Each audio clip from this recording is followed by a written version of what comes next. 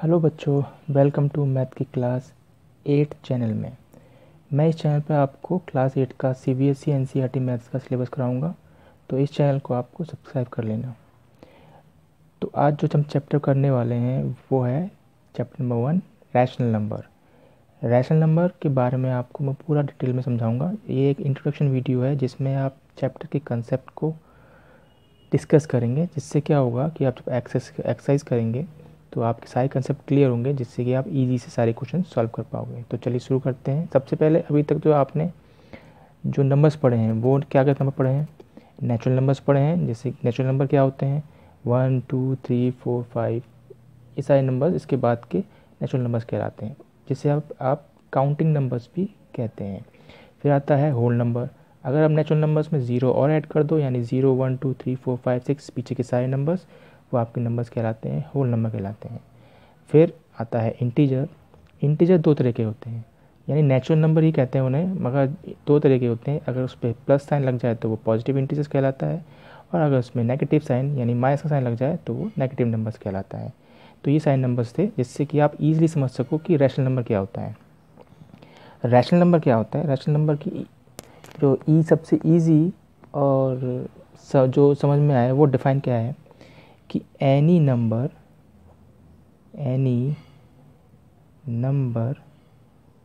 which can be expressed or written in the form of P upon Q, whereas P and Q are integers and Q is not equal to 0। इसका मतलब ये हुआ कि कोई भी number जिसको हम एक्सप्रेस या लिख सकें, किस फॉर्म में लिख सकें? P अपॉन Q की फॉर्म में लिख सकें। और जो P अपॉन Q की फॉर्म में, जहाँ P और Q क्या हो? इंटीजर्स हो। मतलब क्या हुआ कि जैसे कि आप P अपॉन Q लिखे आपने, तो P अपॉन Q क्या है? P और Q की जगह जो भी नंबर्स हो वो इंटीजर्स होंगे। तो यानी 2/5 ये एक इंटीजर है, तो हम इसे कहेंगे 2 इंटीजर है, 2 5। तो ये जो P अपॉन Q की फॉर्म में जो आपने लिखा है, तो हम इसे कहेंगे कि ये एक रैशनल नंबर है।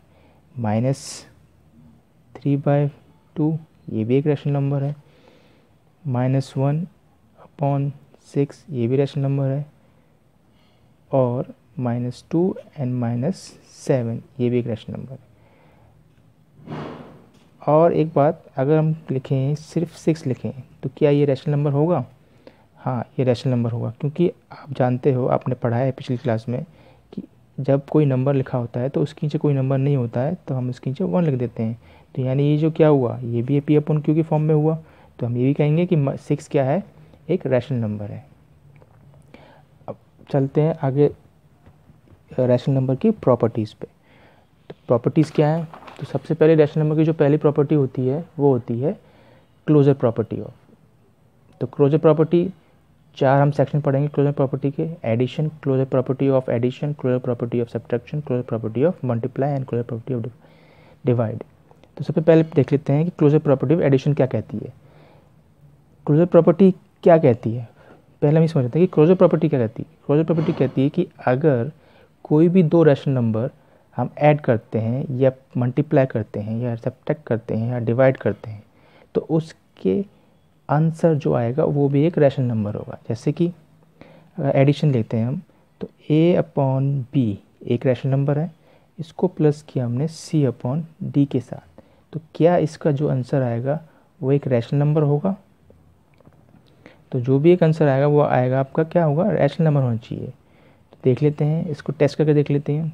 जैसे कि एग्जांपल लेते हैं, एक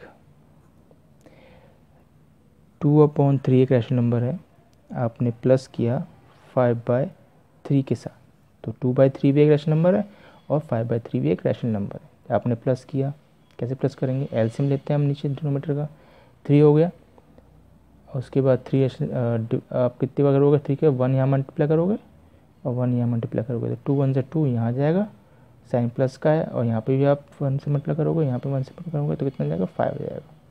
तो कितना हो गया 5 + 2 7/3। तो ये जो 7/3 आया है ये क्या है, एक रैशनल नंबर है। तो एडिशन में भी हम ये कह सकते हैं कि अगर हम दो रैशनल नंबर को हम प्लस करते हैं तो जो आपका आंसर क्या आएगा, रैशनल नंबर ही आएगा। ऐसे हम देखते हैं कि सब्ट्रैक्शन में ये एप्लीकेबल होता है कि नहीं होता है। जैसे कि आपने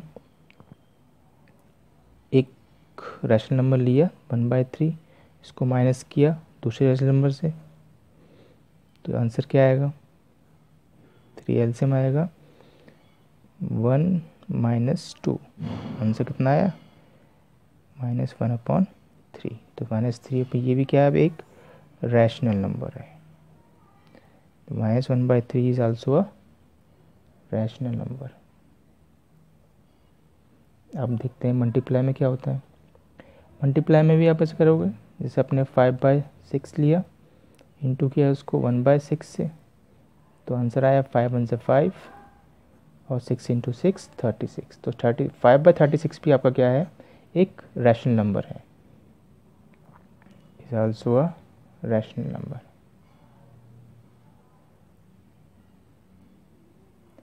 सेम आप डिवाइड में करोगे। डिवाइड में आप देखो 1/2 लिया आपने, डिवाइड लिया 5/8 लगाया।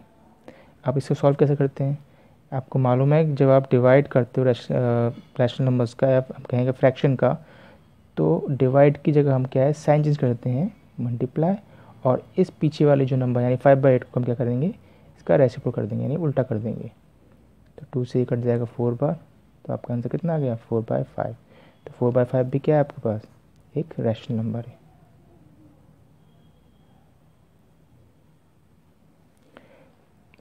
तो क्लोजर प्रॉपर्टी का सीधा मतलब ये हुआ कि आप ऐड करो, सब्ट्रैक्ट करो, मल्टीप्लाई करो, डिवाइड करो कोई भी दो नंबर को, तो उसका जो आंसर आना चाहिए वो भी एक रैशनल नंबर आना चाहिए। तो आप देखा आपने, जब हमने टेस्ट किया एग्जांपल्स कि 5/3 एक क्या है, रैशनल नंबर है, -1/3 क्या है, ये भी एक रैशनल नंबर है, 5/36 ये भी एक रैशनल नंबर है, और 4/5 ये भी एक रैशनल नंबर है। अब चलते हैं दूसरी प्रॉपर्टी पर, जो कि क्या है, कहलाती है commutative property of commutative property. तो कम्यूटेटिव प्रॉपर्टी क्या कहती है कि a + p यानी दो रैशनल नंबर हैं, अगर हम उन बराबर होंगे, अगर हम उनकी प्लेस चेंज करते हैं यानी a की जगह b लिख दें और b की जगह a लिख दें, तो उनका जो आंसर आएगा वो आंसर सेम आना चाहिए। यानी अगर हम इन दोनों की यानी दो रैशनल नंबर्स की अगर हम प्लेस चेंज कर दें, यानी a की जगह b लिख दो और b की जगह a लिख दो, तो उन दोनों का जो आंसर आना चाहिए वो आपका सेम आएगा। जैसे कि हम लेते हैं कम्यूटेटिव प्रॉपर्टी लेते हैं एडिशन की में, तो a/b एक रैशनल नंबर है, उसको हमने प्लस किया दूसरे रैशनल नंबर से, तो उसका जो आंसर आएगा वो सेम होगा। कब सेम होगा, जब हम अगर हम प्लेस भी अगर चेंज कर देते हैं, यानी उनकी जगह चेंज कर देते हैं। पहले हमने a/b लिखा था, बाद में c/d लिखा है, तो अगर हम पहले c/d लिखते हैं फिर a/b लिखते हैं, तो इनका आंसर दोनों का सेम आना चाहिए। जैसे टेस्ट कर लेते हैं, जैसे कि 2/5 लिया हमने प्लस 4/5 लिया, जो कि इसका आंसर बराबर होगा अगर पहले 4/5 लिख लेते हैं और फिर 2/5 लिखते हैं। देख लेते हैं इसका आंसर कितना आएगा। इसका आंसर आपने देखा 5 आएगा एलसीएम, यहाँ आ गया 2, यहाँ +4, और यहाँ कितना आ गया आपके पास 5 एलसीएम आएगा। 5 का डिवाइड 5 में दिया आपने, इंटू 1 से किया तो क्या आएगा 4। सेम ऐसे 5 का डिवाइड 5 में किया तो 1 आया, 1 का इंटू 2 से किया तो कितना जाएगा 2। तो कितना आ गया, यहाँ आएगा 6/5 और यहाँ पे भी आपका आंसर 6/5 आया। तो यानी ये आंसर क्या आपका सेम आया दोनों तरफ। तो यानी अगर हम ये कम्यूटेटिव प्रॉपर्टी ये कहती है कि अगर दो रैशनल नंबर्स हैं आपके पास, अगर हम उसका जो आंसर होगा, अगर उनकी प्लेस अगर हम चेंज कर दें, यानी a/b की जगह हम अगर c/d लिख दें और c/d की जगह हम a/b लिख दें, तो उन दोनों का जो आंसर आएगा वो क्या हुआ, बराबर होगा। ऐसे हम देख लेते हैं सब्ट्रैक्शन में कि ये एप्लीकेबल होता है कि नहीं होता। तो इसमें कम्यूटेटिव प्रॉपर्टी ऑफ एडिशन में कम्यूटेटिव प्रॉपर्टी एप्लीकेबल होती है। सब्ट्रैक्शन में देख लेते हैं, जैसे कि हमने a/b किया -c/d किया, और फिर लिखते हैं हम C by D minus A by B. देख लेते हैं इसको टेस्ट करके कि ये एप्लीकेबल होती है कि नहीं होती है, दोनों का आंसर सेम आता है कि नहीं आता। आपने लिया 1/5 माइनस 3/5 इक्वल टू 3/5 माइनस 1/5, तो दोनों का आंसर सेम आएगा कि नहीं आएगा देखते हैं। 5 लिया आप नीचे, माइनस यहाँ लिखा, माइनस 3 लिखा, यहाँ आपने अपने 3 लिखा, नीचे 5 लिखा, फिर डिवाइड दिया 5 का, 5 से डिवाइड 1 का इंटू किया 3 से, तो 3 आया। 5 का डिवाइड 5 से दिया, कितनी बार जाएगा, 1 बार जाएगा, 1 का इंटू 1 से करेंगे तो इतने जाएगा। तो इसका जो आंसर आया वो कितना आया, -1/3 माइनस 2/5, और इसका आंसर आया है 2/5। तो आप देख रहे हो कि दोनों आंसर क्या है, अलग अलग है, नॉट इक्वल टू है, यानी ये -2/5 है और ये 2/5 है। तो आप कह सकते हैं कि कम्यूटेटिव प्रॉपर्टी एब्स्ट्रैक्शन में एप्लीकेबल नहीं होती है,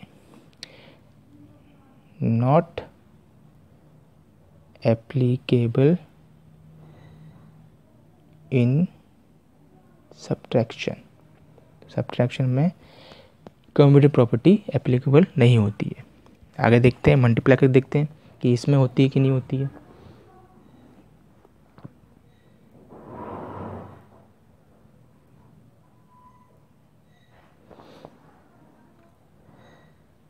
a by B into C by D is equal to C by D into A by B. तो a बाई बी की जगह आप लिखते हो 2/5 into 1/5 is equal to 1/5 into 2/5।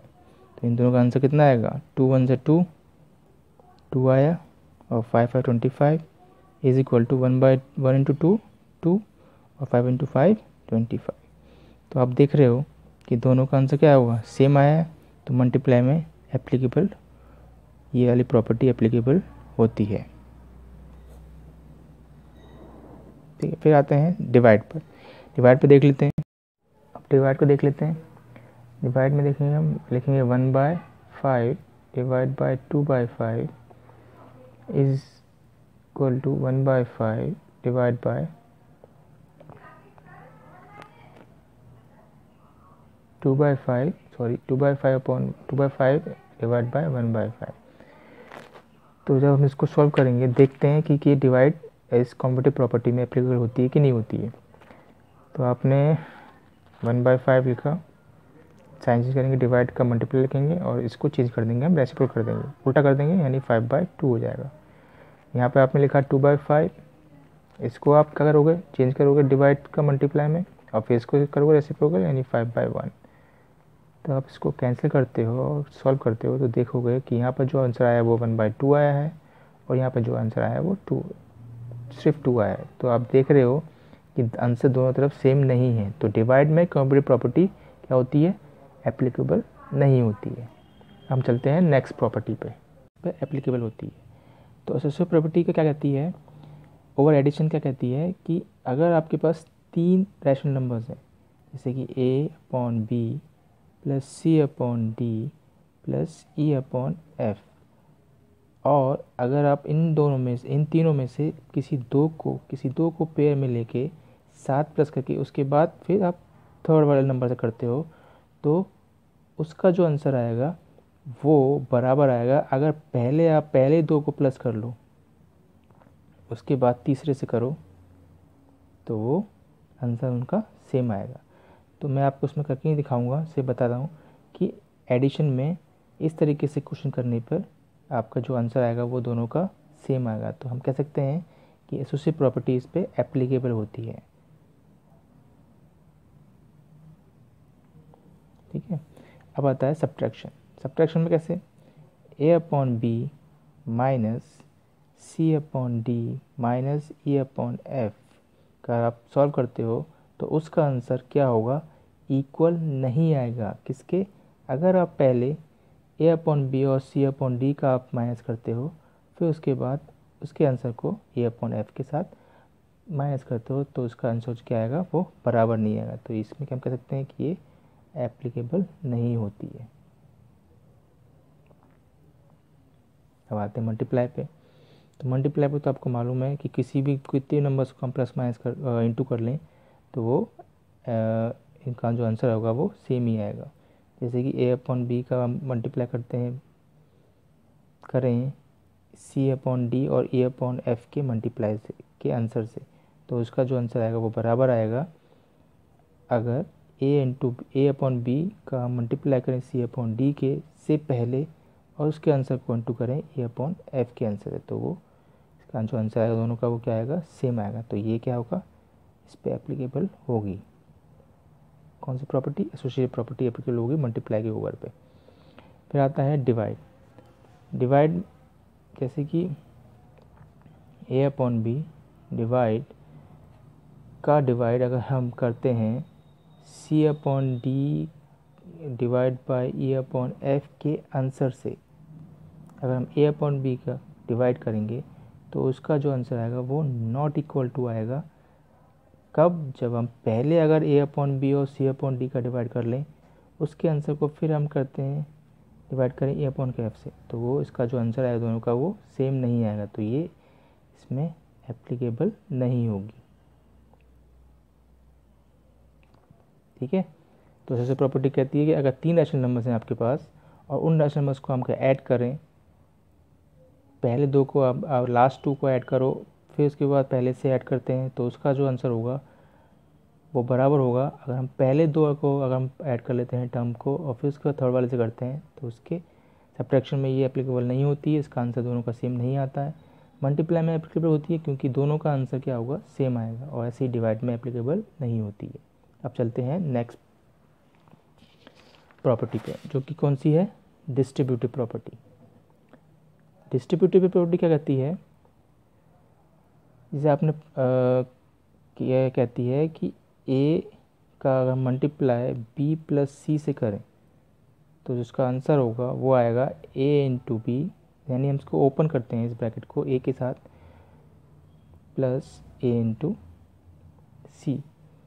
तो ये कहती है डिस्ट्रीब्यूटिव प्रॉपर्टी कि अगर इस तरीके से आपका कोई क्वेश्चन लिखा हुआ है तो वो इस तरह से ओपन होगा। जैसे कि हम लेते हैं इससे रैशनल नंबर के फॉर्म में लेते हैं, तो A upon B upon C upon D plus E upon F, जब हम इसको ओपन करते हैं तो वो कैसे खुलेगा, ए अपॉन बी का मल्टीप्लाई खुलेगा आप, यानी हम इसका इंटू इससे करेंगे और फिर इसका इंटू इससे करेंगे, तो ए सी अपॉन डी साइन प्लस का बीच में प्लस साइन लगाएंगे, फिर इसका इंटू हम ए बाई बी का इंटू ई बाय एफ से करेंगे। तो इस तरीके से आप इस वाले जो प्रॉपर्टी को ओपन कर सकते हो। तो ज़्यादातर आप जो क्वेश्चन करोगे एक्सरसाइज में वो इस तरीके से आपको दे रखा होगा, आपको इस तरह से ओपन करना है। ठीक है, अब पढ़ते हैं एडिटिव इन्वर्स। नेक्स्ट प्रॉपर्टी है एडिटिव इन्वर्स। एडिटिव इन्वर्स का मतलब ये होता है, एडिटिव इन्वर्स आप समझ रहे हो, एडिटिव इन्वर्स मतलब क्या हुआ कि जैसे कि आपको कोई भी एक रैशनल नंबर दे रखा है, जैसे कि ए अपॉन बी है, और क्वेश्चन में कहा गया कि आप इसका एडिटिव इन्वर्स लिखो, तो क्या लिखोगे आप कि आपका जो रैशनल नंबर है वो तो सेम रहेगा, बस क्या होगा, साइन चेंज हो जाएगा। साइन, जो भी साइन उस रैशनल नंबर पर होगा तो वो उसका जो एडिटिव इन्वर्स होगा वो उसके अपोजिट साइन में लिखा जाएगा। जैसे कि ए बाई बी क्या है, प्लस में है, तो ये क्या हो जाएगा, माइनस का हो जाएगा। तो यहाँ क्या होगा, सिर्फ साइन चेंज होगा, क्या होगा, सिर्फ साइन चेंज होगा, और रैशनल नंबर वैसा के वैसे ही लिखा जाएगा। आइडेंटिटी क्या कहती है, एडिटिव आइडेंटिटी कहती है कि अगर ए बाई बी है तो हम इसको किससे प्लस या माइनस करें जिसका आंसर क्या है, ज़ीरो आ जाए, तो क्या करेंगे आप, इस आंसर ज़ीरो आने के लिए क्या करेंगे आप, इसके एडिटिव इन्वर्स से आप इसको माइनस करेंगे। जैसे कि मैं इसका क्या लिखूँगा, माइनस ए बाई बी, तो आप जब इसको माइनस करते हो तो क्या आंसर आएगा, ज़ीरो आएगा। ठीक है, तो ये होती है एडिटिव इन्वर्स। फिर आता है मल्टीप्लिकेटिव इन्वर्स। तो मल्टीप्लिकेटिव इन्वर्स जो होता है, इसका मतलब हम इसको और क्या कह सकते हैं, रेसिप्रोकल भी कह सकते हैं। रेसिप्रोकल मतलब होता है उल्टा, जैसे कि पी अपॉन क्यू आपका एक नंबर है, आपसे कहा जाए कि मल्टीप्लिकेटिव इन्वर्स लिखो इसका, या हम कहें रेसिप्रोकल लिखो, तो क्या करोगे आप, इसको जस्ट उल्टा कर दोगे, यानी क्यू आपका ऊपर आ जाएगा या न्यूमीटर में आ जाएगा और जो पी आपका डिनोमीटर में आ जाएगा। तो इस तरीके से आप आपसे कहा जाए 1/2 का आप लिखो मल्टीप्लिकेटिव इन्वर्स, तो क्या लिखोगे आप? 2 लिखोगे। 2/1, 2/1 लिखो या सिर्फ 2 लिखो, वो दोनों क्या होंगे? सेम होंगे, डिफरेंट नहीं होंगे। ठीक है, अब चलते हैं नेक्स्ट टॉपिक पर। नेक्स्ट टॉपिक है representation of rational number on number line, यानी आप रैशनल नंबर को कैसे नंबर लाइन पे दिखाओगे। जैसे आपने पिछली क्लास में किया है, नेचुरल नंबर्स को दिखाया है। जैसे कि आपके पास एक नंबर लाइन है, जैसे आपको मालूम है कि सेंटर में 0 होता है, राइट साइड में सारे प्लस नंबर्स होते हैं और लेफ्ट साइड में सारे नेगेटिव नंबर्स होते हैं। और आपसे कहा जाए कि -2 दिखाओ आप और प्लस का 3 दिखाओ नंबर लाइन पे, तो आप कैसे दिखाओगे? 1 2 3, ये आपका प्लस का 3 आ जाएगा, या प्लस का 3 हो गया, और आपको -2 दिखाना है तो ये आपका -2 हो गया। ठीक है, ऐसे ही अगर आपको रैशनल नंबर दे रखा हो, जैसे कि मान लो रैशनल नंबर दे रखा है 3/4, तो आपसे कहा जाए कि इसको आपको रिप्रेजेंट करना है नंबर लाइन पे, तो कैसे रिप्रेजेंट करोगे? तो क्या करोगे? सबसे पहले आप नंबर लाइन ड्रॉ करोगे एक। आप देख रहे हो कि माइनस का नंबर है तो किस तरफ आएगा? ये 0 के लेफ्ट साइड में। तो हम देखते हैं, यहाँ देख लेते हैं, यहाँ पर 0 करते हैं। अब देखना है कि ये नंबर किन दो नंबर के बीच में आएगा, किन दो नंबर के बीच में आएगा। तो आप कैसे पता करोगे?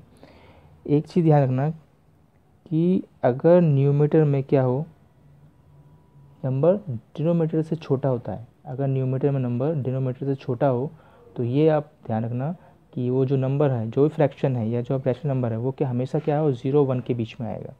और अगर नंबर न्यूमरेटर में बड़ा हो, डिनोमिनेटर से छोटा हो, यानी न्यूमरेटर में आपका नंबर बड़ा हो, जैसे कि न्यूमरेटर में नंबर 6 है और नीचे आपका कितना हो जाएगा?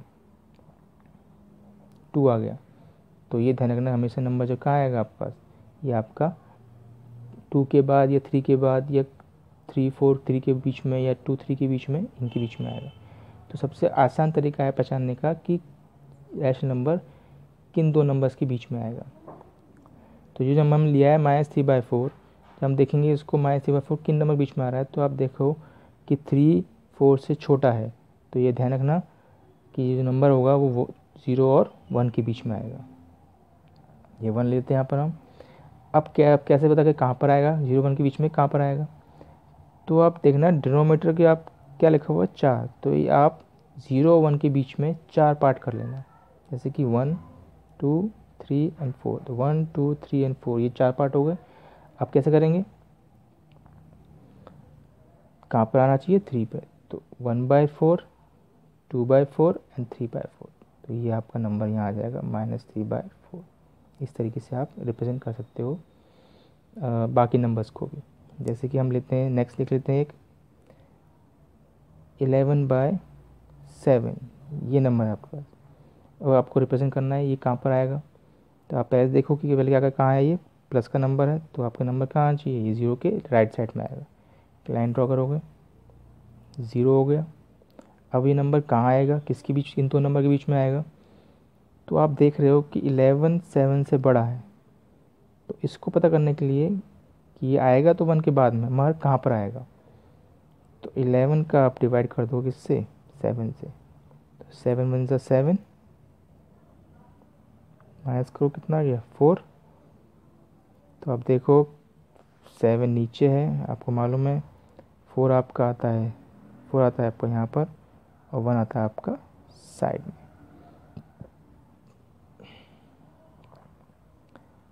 तो आपको ये मालूम पड़ जाएगा कि ये नंबर जो है 1 के बाद आएगा। 1 के बाद मतलब 1 और 2 के बीच में आएगा। तो 1 आप यहाँ लिख लो, 1 आप यहाँ लिख लो और 2 आप यहाँ लिख लो। ठीक है, अब कितने पार्ट्स हैं, कितने पार्ट्स करने हैं आपको? 7 पार्ट्स करने हैं। तो इनके बीच में आप 7 पार्ट्स करोगे, इनके बीच में भी आप 7 पार्ट करोगे। 1 1 2 3 4 5 6 2 3 4 5 6 7, उसके बाद फिर भी 1 2 3 4 5 6 1 2 3 4 5 6 7। आपका नंबर क्या है? 11/7। तो 1/7 2/7 3/7 4/7 5/7 6/7 7/7 8/7, 9/7, 10/7, 11/7। तो आप देखो यहाँ पर आपका वो नंबर आएगा। तो ये आप इस तरीके से कर सकते हो। ठीक है, अब चलते हैं नेक्स्ट टॉपिक पे।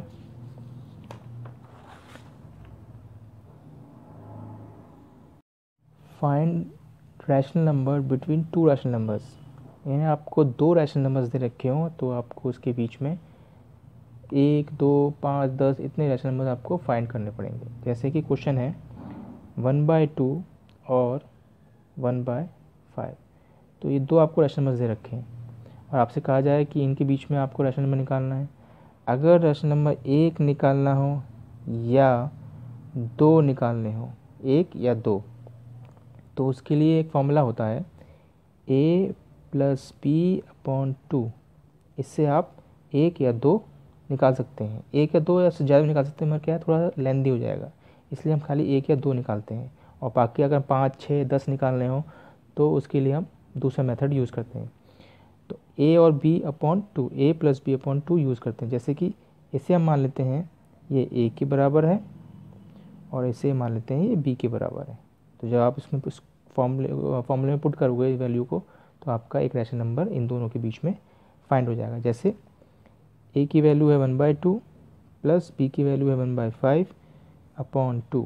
तो आप उसको सॉल्व करते हो तो 5, 2 अगर एलसीएम लोगे तो आएगा 10 और 2 का 10 कितनी बार इंटू आता है 5 बार करने पे, और 5 का अगर डिनोमिनेटर इंटू कर रहे हो तो आप 5 का ऊपर भी इंटू करोगे, और 5 का इंटू कर कितना आएगा 2 बार, 2 का नीचे करोगे तो 2 का ऊपर करोगे तो 1 5 से 5 हो गया, और 1 2 जा प्लस लगाओगे बीच में, और 1 2 जा 2 हो गया। नीचे आपका 2 डिवाइड में है ही, तो कितना जाएगा आंसर 7/10 डिवाइड बाई 2। और फिर क्या करते हैं कि जो डिवाइड में 2 है उसका मल्टीप्लाई हम इसके न्यूमरेटर से कर देते हैं, तो कितना आ जाएगा 7/20। तो ये वाला जो आंसर है वो पहला रैशनल नंबर है इन दो नंबर के बीच का। तो 1/2, 7/20 एंड 1/5। ठीक, हमें निकालने हैं कितने, 2 निकालने हैं।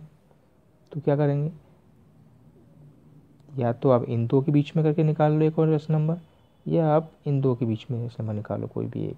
तो हम लेते हैं ये ले लेते हैं नेक्स्ट रैशनल नंबर निकालने के लिए। तो 1/2 प्लस 7/20 डिवाइड बाई 2, यानी a की वैल्यू ये है, b की वैल्यू ये है। इसको आप सॉल्व करते हो कितना आ जाएगा, 220 का कितना आता है एलसीएम आएगा 20, और 20 का इंटू करने पे 2 कितना आता है 10 आता है, इस पर हम पकड़ देंगे, और 20 का 20 से कितना आ जाएगा 1, तो 1 10 ज़ा 10 और 1 7 ज़ा 7/2। तो यहाँ कितना हो गया 17/20/2। 2 का इंटू आप इससे करोगे तो कितना आ गया 7/17/40। दूसरा रैशनल नंबर है वो क्या जाएगा 17/40। तो इस तरीके से आपने इन दोनों के बीच में ये दो नंबर्स फाइंड कर लिए। अगर आपसे कहा जाए कि 5 रैशनल नंबर निकालने हैं आपके पास, तब क्या करेंगे, तब दूसरा मेथड जो है वो है कि 1/2 और 1/5। तो पहला जो स्टेप है करने का वो है कि इनके डिनोमिनेटर को आप क्या करो पहले सेम कर लो। तो सेम कैसे करेंगे, मैं इसको इंटू करता हूँ 5 से, तो अगर 5 नीचे कर रहे हैं तो 5 ऊपर भी करेंगे, और इसका इंटू करता हूँ 2 से, क्योंकि 5 2 10 और 2 5 10 दोनों नीचे सेम हो गए, और अगर 2 से यहाँ कर रहे हैं तो 2 से यहाँ भी करेंगे। तो कितना आ गया 5/10, और ये कितना हो गया 2/10। तो आप देख रहे हो डिनोमिनेटर तो सेम हो गया, मगर इनके बीच में जो नंबर है वो कितने हैं 3/10 4/10, फिर 5/10 आता है, कितना आ गया आपके पास 2 ही नंबर आए, मगर हमें चाहिए कितने 5 चाहिए हमें। तो फिर से आप देखो इसका इंटू इससे करो किसी दूसरे नंबर से, जिससे कि नंबर थोड़ा सा नंबर बड़ा हो जाए और इनके बीच में नंबर ज़्यादा निकलाएँ। तो हम क्या करते हैं इसका इंटू 4 से कर देते नीचे, तो ऊपर भी 4 से हो जाएगा, और नीचे भी 4 से करते हैं तो ऊपर भी 4 से हो जाएगा। तो कितना आ गया यहाँ पर 5 4 20, नीचे 40 हो गया, और ये 2 4 8 हो गया, और ये 10 4 40 हो गया। तो डिनोमिनेटर सेम हो गया। आप देख रहे हो कि 8 से 12 तक, 8 से 20 तक कितने नंबर होते हैं, बहुत नंबर होते हैं, करीब 12 नंबर होते हैं। तो 12 में से कोई भी 5 नंबर आप लिख दो। तो हम लिखते हैं 17/40 लिख दो, 12/40, 9/40, 11/40 एंड 15/40। तो ये सारे नंबर आपके क्या है, 5 नंबर निकले हमें। तो ये नंबर इन दो नंबर के बीच के रैशनल नंबर्स हैं, ठीक है।